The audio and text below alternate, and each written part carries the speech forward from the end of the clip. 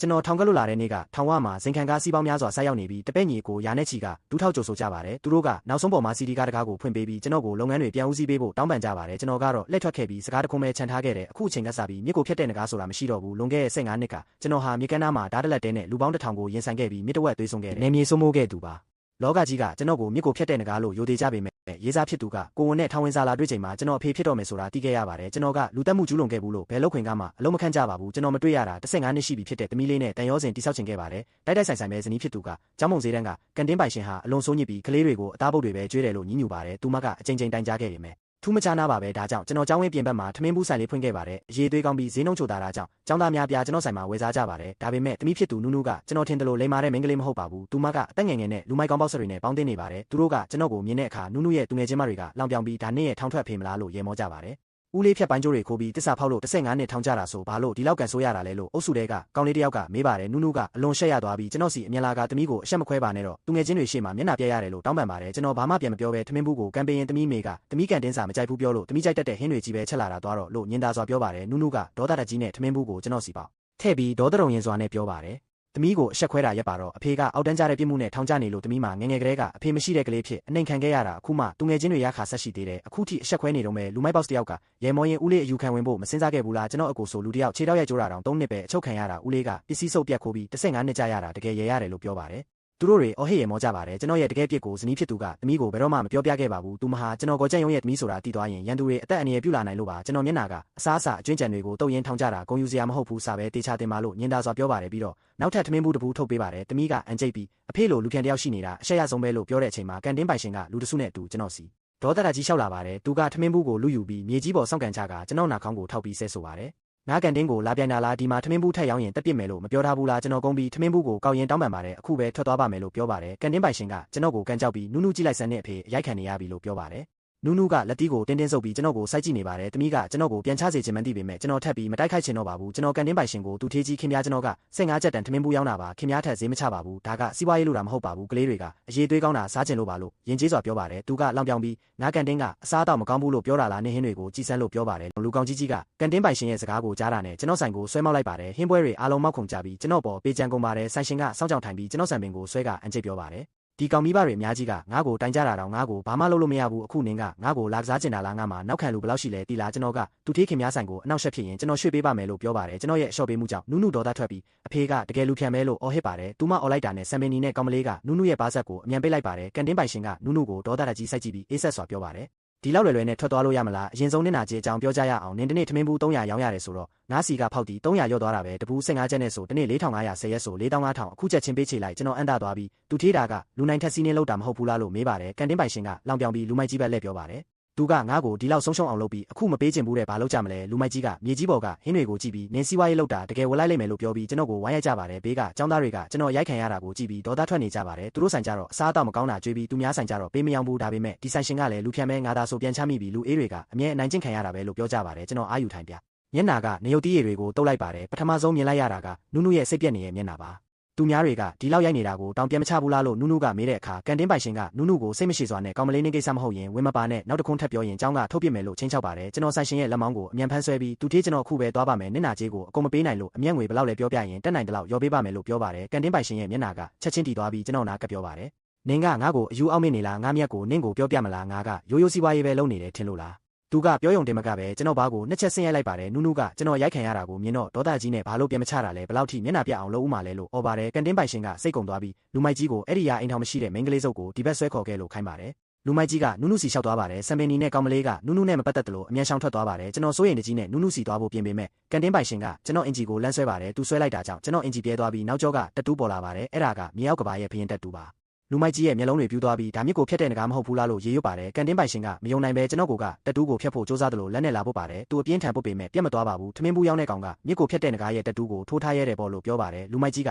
သူတေးသူတကယ်ပဲထောင်ကလွတ်လာတဲ့မြစ်ကိုဖျက်တဲ့ငကားဖြစ်နေရင်ဘယ်လိုလုပ်မလဲလို့စိုးရိမ်တကြီးမေးပါတယ်ကန်တင်းပိုင်ရှင်ကမျက်လုံးလန်ပြီးရွံတာလုပ်ငန်းစုရဲ့ကဟယာဒူးကမြစ်ကိုဖျက်တဲ့ငကားအတွက်အမြဲချန်ထားတာသူကအဲ့ဒီယာဒူးကိုဆွတ်လွတ်ပါမလားလို့ပြောပါတယ်ဒါဆိုသူကဒီမှာထမင်းဘူးလာရောက်နေမလားသူစကားမဆုံးခင်ကျွန်တော်ဘိုက်ကိုလက်တီးနဲ့ထိုးလိုက်ပါတယ်နင်တကယ်တတိရှိလာကြည်လားအဲ့ဒီတုန်းကကောကြက်ယုံကဓာတ်လက်တဲနဲ့လူတစ်ထောင်ကိုနှိမ်နှင်းခဲ့တာနင်ကတော့တေခါနီးအမိုက်ပဲသူကဖုံးထုတ်ပြီးကျွန်တော်ကိုတပ်ပုံရိုက်ကနင်တော့တေးပြီးငါသူငယ်ချင်းရွံတာလုပ်ငန်းစုစီတပ်ပုံပို့လိုက်မယ်သူတို့အခုလာနေကြပြီလို့ပြောပါတယ်သူ့မျက်နှာဖြူဖြော့သွားပြီးအဖေဘာတွေရှောက်လို့နေတာလဲလို့ပြောပါတယ်နူးနူးကရုတ်တရက်ငိုချလိုက်ပါတယ် အဖေကပစ္စည်းစုပ်တွေခိုးတဲ့ကောင်ဖြစ်ပြီးဘာလို့ဒီတက်တူးထိုးထားရတာလဲလူများကြီးကမြစ်ကိုဖျက်တဲ့ငကားအတူလို့ရွမ်တာလုပ်ငန်းစုရဲ့ရှင်းလင်းတာခံရတာမသိဘူးလားအမြန်ပြေးတော့ကျွန်တော်နုနုကိုကြောင်ကြည့်နေမိပါတယ်တမီးကကျွန်တော်ကိုစိတ်ပူပေးနေတာလားကျွန်တော်ကိုလူဖြန့်အဖေဖြစ်မုန်းနေရင်တောင်ကျွန်တော်ကိုဘာမှမဖြစ်စေချင်ပါဘူးတမီးရဲ့ view ဆိုင်မှုကိုမြင်တော့ကျွန်တော်ရင်ထဲမှာအပြစ်မကင်းမှုတွေပိုတိုးလာပါတယ်ဆိုင်ရှင်ကကျွန်တော်ကိုဖမ်းဆွဲပြီးပြေးဖို့မစင်စားနဲ့လို့ပြောနေတော့သူဖုံးမိလာပါတယ်သူကဖုံးကိုလွယ်လွယ်ပဲကင်ပြီးအကိုကြီးလို့နှုတ်ဆက်ပါတယ်ဒီကောင်ကတကယ်ညစ်ပတ်တာပဲငါရိုက်လိုက်လို့လားအကိုကြီးတို့လာနေတာလားနေဦးရွမ်နာရဲ့ဒါရိုက်တာဖွဲ့ဝင်အားလုံးလာနေတာဟုတ်လားသူမျက်လုံးပြူးသွားပြီးကျွန်တော်ကိုကြောင်ကြည့်နေပါတယ်လူအုပ်ကြီးကအန်တာသွားပြီးလူမိုက်ကြီးကခင်ဗျားတို့ကိုတိတာလားလို့မေးပါတယ်ကန်တင်းပိုင်ရှင်ကငါကဘလို့လို့အဲ့ဒီလိုလူကြီးလူကောင်းတွေကိုတိမှလဲဒါပေမဲ့သူတို့အခုချက်ချင်းရောက်တော့မယ်လို့ဖုံးဆက်တာလို့ပြောပါတယ်လူမိုက်ကြီးကတပြင်းချပြီးငါကသူတို့အကိုကြီးအောင်ဆောင်လိုက်တာနဲ့သူတို့တွေအကုန်ထွက်လာကြတာပဲလို့ထင်မှတ်သွားပါတယ်ကန်တင်းပါရှင်ကကျွန်တော်ကိုကောကြက်ရုံရဲ့ဂုံသတင်းကြောင့်ဘခွေးလေခွေးလွင်းမှသူ့ကိုလာထုလို့မရဘူးနေမကြခင်တေချင်းတရားကိုသိရလိမ့်မယ်လို့အေးဆက်စွာပြောပါတယ်နူးနူးကတော့မျောလင်းချက်မဲ့သွားပြီးကျွန်တော်ကိုတွန်းထုတ်ကငိုယိုပါတယ်သွားတော့အမေကို15နှစ်စောင့်ခိုင်းခဲ့ပြီးအခုအမေကိုမူဆိုးမထပ်ဖြစ်စေချင်တာလားကျွန်တော်ငိုနေတဲ့နူးနူးကိုကြည့်ပြီးအပြစ်မကင်းတယ်လို့ခံစားရပါတယ်ကျွန်တော်ပြစ်တွေကြောင့်တမီးတို့သားမိ15နှစ်ပတ်လုံးဒုက္ခရောက်ခဲ့ရတာပါနူးနူးကကန်တင်းပိုင်ရှင်ကိုငိုပြီးတောင်းပန်ပါတယ်လူမခေါ်ပါနဲ့တော့သူကပစ္စည်းခိုးတဲ့သူပါမြစ်ကိုဖျက်တဲ့ငကားအကြောင်းလည်းမသိပါဘူးလွန်ခဲ့တဲ့15နှစ်ကသူမရင်ချက်သေးလို့တကြိုးတွေခိုးပြီးထောင်ချခဲ့တာပါအဲ့ဒီတုန်းကအဲ့ဒီလူကြီးအကြောင်းမကြားဘူးပါဘူးတမင်တူခိုးတာမဟုတ်ပါဘူးတိုက်ဆိုင်သွားတာပါကန်တင်းပိုင်ရှင်ကအန်တာသွားပြီးမှအော်ဟစ်ရမောပါတယ်ပစ္စည်းခိုးလို့ထောင်ကြတာတကယ်တနာစရာကောင်းလိုက်တာနုနုမျက်နှာရှက်ရမှုတွေနဲ့ပြည့်နေနေမဲ့ကျွန်တော်လက်ကိုဆွဲပြီးထွက်သွားဖို့စူးစမ်းပါတယ်ဒါပေမဲ့ဆိုင်ရှင်နဲ့လူမိုက်တွေကလမ်းပိတ်ထားပြီးဒီလောက်လွယ်လွယ်နဲ့သွားလို့ရမလားလို့ပြောပါတယ်ရွမ်နာကကြီးညာထားပြီးသားဒီတက်တူအကြောင်းလာပတ်သက်တဲ့သူမှန်သမျှငါတို့နဲ့ဆန့်ကျင်ဘက်ပဲနုနုကငိုရင်အဲ့ဒါလွန်ခဲ့ရဲ့10စုနှစ်တခုကဖြစ်ရလေလို့ပြောပါတယ်ကန်တင်းပိုင်ရှင်ကနေပြစ်ရှိမရှိကြည့်ကြတာပေါ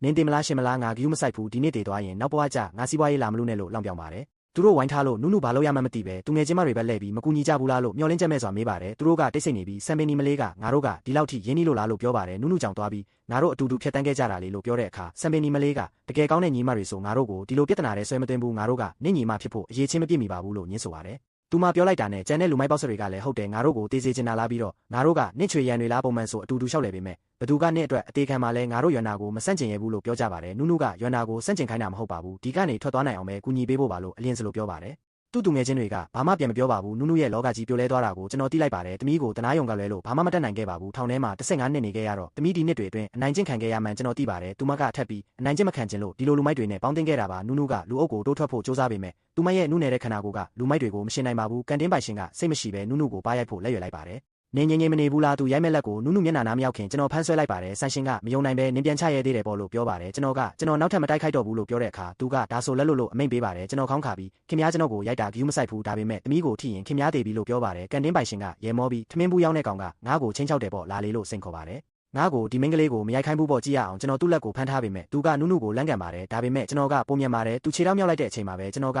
သူ့နောက်ခြေထောက်တစ်ဖက်ကိုကန်ချလိုက်လို့သူဟန်ချက်ပြက်ပြီးလဲကျသွားပါတယ်သူအရှက်ရသွားပြီးဒေါသတက်ကြီးနဲ့နင့်ကိုအခုပဲခြေလက်တွေချိုးပြီးရွမ်နာစီအပ်မယ်လို့អော်ပါတယ်လူမိုက်ကြီးနဲ့ကြံတဲ့လူတွေကျွန်တော်စီပြေးဝင်လာပါတယ်နုနုငိုယိုပြီးသူတို့ပြေးလာနေပြီလို့ပြောပါတယ်ကျွန်တော်တက်ပြင်းချပြီးနုနုရဲ့ခေါင်းလေးကိုပုတ်ကတမီးမြစ်ကိုဖျက်တဲ့ငကားကိုအားကြလားလို့ညင်သာစွာမေးပါတယ်တမီးကြောင့်သွားတဲ့အခါဒါဆိုအဖေပြတ်သားပါမယ်လို့ပြောလိုက်ပါတယ်လူမိုက်ကြီးကကျွန်တော်စီရောက်လာပြီးလက်တီးနဲ့ထိုးပါတယ်ကျွန်တော်မရှောင်ပဲသူ့လက်ကောက်ဝတ်ကိုတစ်ဖက်တဲနဲ့ဖမ်းဆွဲလိုက်ပါတယ်သူဘလောက်ပဲအားဆိုင်လက်တီးကရှေ့တော့မလာပါဘူးသူတို့ခေါင်းဆောင်ဖမ်းခံရတာကိုမြင်တော့ကြံတဲ့လူတွေကကျွန်တော်ကိုဝိုင်းတိုက်ဖို့လုပ်ကြပေမဲ့ကျွန်တော်ကလူမိုက်ကြီးကိုအားနဲ့မပြီးလူအုပ်ထဲလွတ်ပစ်လိုက်ပါတယ်လူတော်များများလဲကြပြီးအော်ဟစ်ကုန်ကြပါတယ်ကန်တင်းပိုင်ရှင်ကစိုးရိမ်တကြီးနဲ့ဒီလောက်လူများကြီးကထမင်းဘူးရောင်းတဲ့ကောင်ကိုမနိုင်ဘူးလားလို့អော်ပါတယ်နုနုကအခွင့်ရေးရတော့ကျွန်တော်လက်ကိုဆွဲပြီးပြေးဖို့လုပ်ပေမဲ့ကျွန်တော်မလုပ်ရှားပါဘူးနုနုကအလင်းစလိုနဲ့ရွမ်နာမရောက်ခင်အခုပြေးမှဖြစ်မှာနောက်မှပြဿနာထပ်ရှာနေလိမ့်မယ်လို့ပြောတဲ့အခါကျွန်တော်ကတခါတည်းအပြက်ရှင်းလိုက်တာပိုကောင်းပါတယ်လို့ပြောပါတယ်နုနုကလူစွမ်းကောင်းလာမလုပ်ပါနဲ့ကိုပဲကြည့်ပါဦးလို့တတိပေးတဲ့အခါကျွန်တော်ကအဖေတူးလုံနေတာမဟုတ်ပါဘူးလို့ညင်သာစွာပြောပါတယ်တမီးဆိုဝေးစွာဖြစ်သွားပါတယ်ဒီနေ့တော့ဖုံးကွယ်ထားလို့မရတော့မှန်းကျွန်တော်သိလိုက်ပါတယ်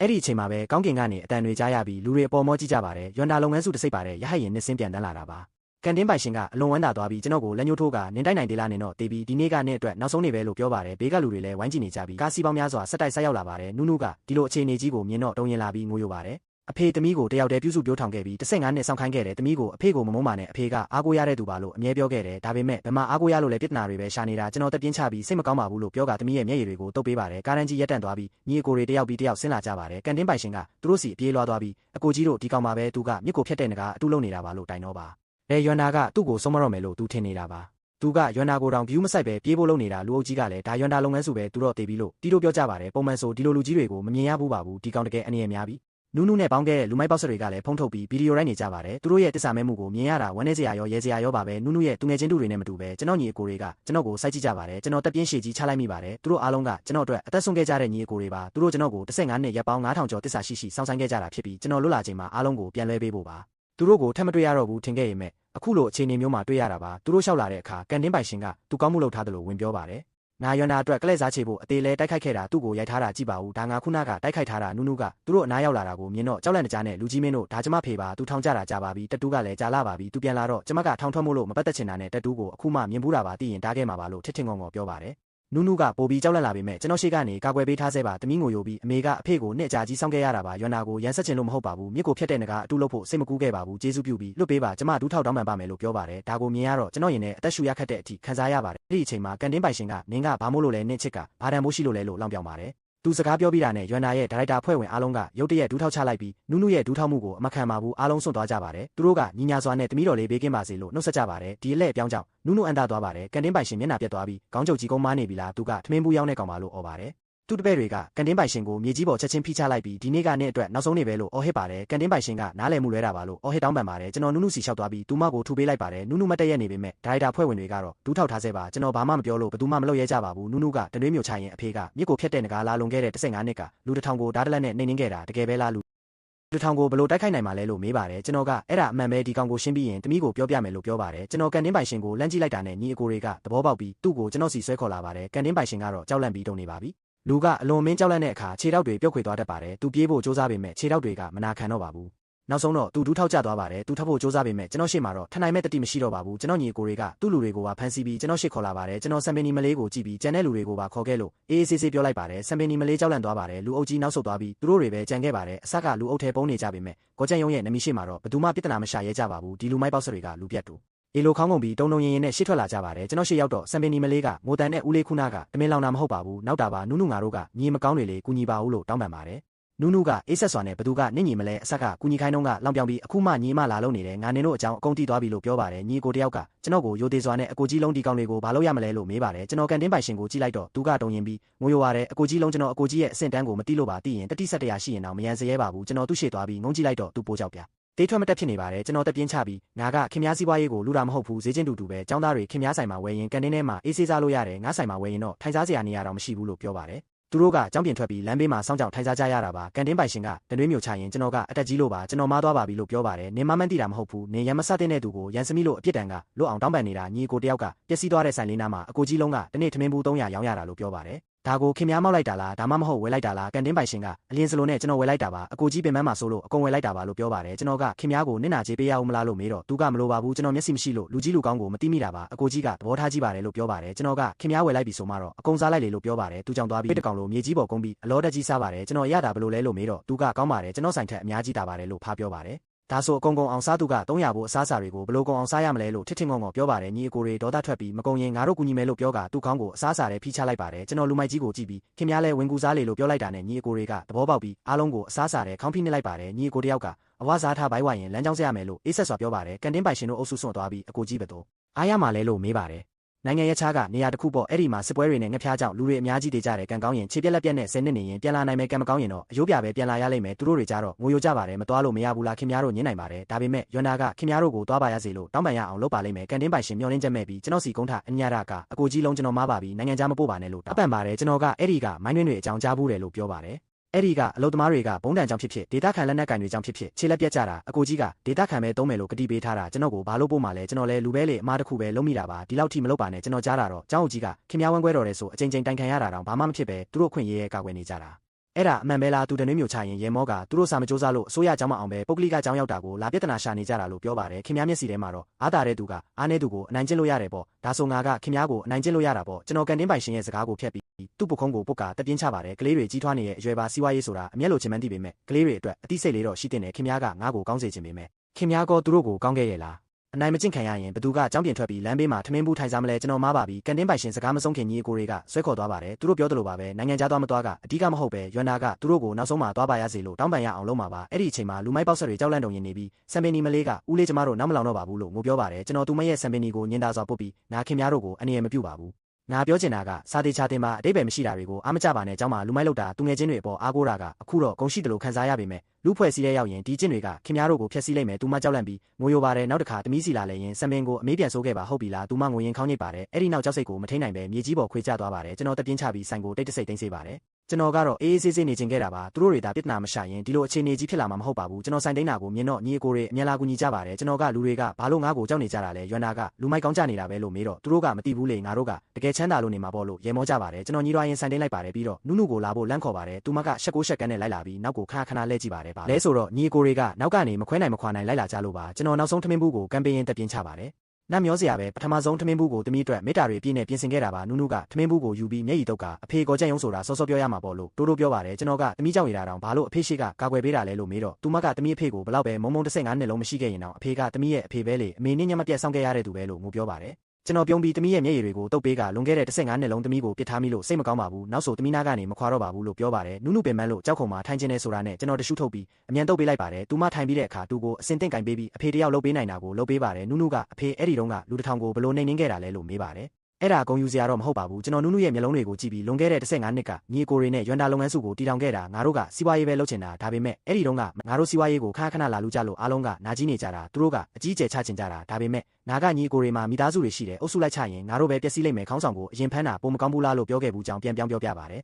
နုနုတနွေးမျိုးချပါတယ်တမီးကအသက်နဲ့လဲရမယ်အမဲဆက်မဲနိုင်ပွဲမှာကျွန်တော်မဲနိုင်မိတဲ့အကြောင်းကြားဘူးမှန်ကျွန်တော်သိလိုက်ပါတယ်ကျွန်တော်နုနုကိုအဲ့ဒီမဲကြောင့်နောက်ဘဝအတွက်စိုးရိမ်လို့နောက်ဘဝကျလူကောင်းပြန်ဖြစ်ပါရစေဆိုပြီးကျောမှာမြေအောက်ကဘာဝင်တက်တူးထိုးခဲ့တာလို့ပြောပြပါတယ်လွန်ခဲ့တဲ့15နှစ်ကအကြောင်းတွေအကုန်ပြောပြလိုက်ပါတယ်ကျွန်တော်ကိုမှတန်ပြားတွေအထက်ထပ်ပတ်ထားခဲ့တာလှုပ်ရှားရခက်လို့ရန်သူတွေရဲ့စစ်မြေပြင်အောက်မှာပုံနေခဲ့တာခေါင်းဆောင်ရောက်လာပြီးအင်းပေါ်ရက်တဲ့အချိန်မှာပဲသူ့ခြေထောက်ကြားကိုတိုက်ရိုက်ဓာတ်နဲ့ထိုးလိုက်တာငါစစ်မြေပြင်မှာလူအားလုံးကိုတယောက်တည်းရင်ဆိုင်ခဲ့ရတာဒါချက်ဘယ်နှချက်ထိခဲ့လဲမမှတ်မိတော့ဘူးကန်ကောင်းတာကတံပြားတွေပတ်ထားလို့ပဲအဆက်ကသူတို့ဇဝေးဇဝါဖြစ်နေကြပြီးမှငါအင်ဂျီပြဲသွားတော့အလဲခစ်တန်ချက်ကလို့တံပြားတွေကိုမြင်သွားကြတာသူတို့ယူမတက်ဖြစ်ပြီးကားနဲ့ပါချိတ်ဖို့လောက်ကြတာရဲတွေအချိန်မီရောက်လာလို့ငါအသက်ရှင်ခဲ့တာလူတွေကငါ့ကိုမြစ်ကိုဖျက်တဲ့ငကားလို့ခေါ်ကြပေမဲ့ငါလည်းပြစ်ဒဏ်အနေနဲ့ထောင်နှစ်ဆယ်ကြခဲ့ရတယ်ထောင်ထဲရောက်တော့ဘဝဆုံးပြီးထင်ခဲ့တာတမီးရှိလာတော့မယ်ဆိုတာအဲ့တဲ့အချိန်ထိပေါ့အဖေကောင်းတယောက်ဖြစ်ဖို့ငါပြုပြင်ပြောင်းလဲခဲ့လို့ငါနှစ်ဆောလို့လာတာတမီးရဲ့အရွယ်ရောက်ချိန်ကိုမလွတ်ချင်လို့ပါနုနုကအမေကဘာလို့တမီးကိုမပြောပြတာလဲလို့မေးပါတယ်ဒါတွေကလူမိုက်လောကအကြောင်းတွေလေမပြောလို့ရမလားရန်သူတွေလာမှဆိုလို့ညီအကိုတွေကိုတောင်အကူညီမတောင်းရဲပဲနှစ်ကြာကြီးနေခဲ့ရတာအမေကအဖေစင်တန်းကိုဘယ်သူမှမသိစေချင်တာအခုအဖေပြန်လာပြီးပဲဘာလို့တမီးကိုမပြောတာလဲကျွန်တော်နောက်ကညီအကိုတွေကိုညွန့်ပြပြီး15နှစ်ကြာတာတောင်ဘာလို့လူတိုင်းကငါ့ကိုအကအဖြစ်ဆက်ဆံနေကြလဲတိလားလို့မေးပါတယ်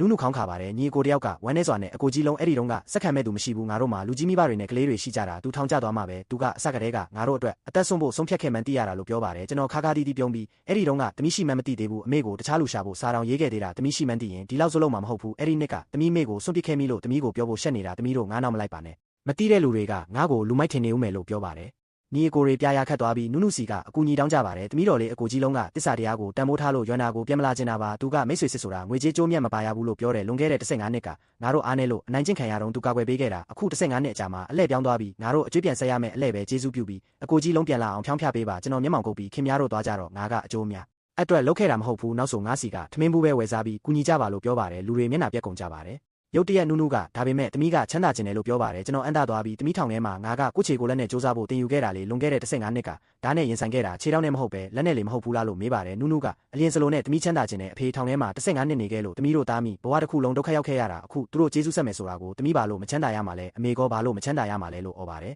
ကျွန်တော်ကဒါယောက်ျားတယောက်ရဲ့တိတ်ခါပဲညီအကိုတွေကိုကူညီတာကငွေကြေးအတွက်မဟုတ်ရဘူးလို့ပြောပေမဲ့တမီးကမျက်ရည်တုပ်ပြီးအဖေဘသူပဲဖြစ်ဖြစ်အခုညင်ရင်တမီးအဖေကိုတစ်သက်လုံးမုန်းသွားမယ်အဖေတိတ်ခါအတွက်တမီးတို့သားမိဘဝတစ်ခုလုံးဒုက္ခခံခဲ့ရတာလို့နာကြီးစွာပြောပါတယ်ကျွန်တော်တွေဝေသွားပြီးနောက်ဆုံးတော့ခင်ဗျားတို့တကယ်ကျေးဇူးဆက်ချင်ရင်ငါ့ကိုအဲ့ဒီเจ้าကကန်တင်းကိုဝယ်ပေးလို့ရမလားလို့မေးလိုက်ပါတယ်ညီအကိုတွေဝမ်းသာအားရဖြစ်သွားကြပါတယ်အကိုကြီးလုံးเจ้าကန်တင်းတစ်ခုတည်းနဲ့မလောက်ပါဘူးဒီလိုလုပ်ပါရွမ်နာမှာဝန်ထမ်း1000နဲ့ကန်တင်း25ခုရှိတယ်အားလုံးကိုပဲယူလိုက်ပါငါတို့စာချုပ်ပြီးအကိုကြီးပဲဦးစီးပါနောက်နှစ်မှအိမ်လာခပေးပေါ့ဒါကဗတရားမလဲအလကားငားတယ်လို့ဖြစ်နေတာပေါ့အကိုကြီးလုံးငါတို့ကညီအကိုတွေပဲငွေတွက်နေစရာလိုလားကျွန်တော်မလိုလားပေမဲ့နုနုအတွက်တိတ်ခါကိုဘေးဖယ်ပြီးကန်တင်း26ခုရဲ့စာချုပ်ကိုလက်ခံလိုက်ပါတယ်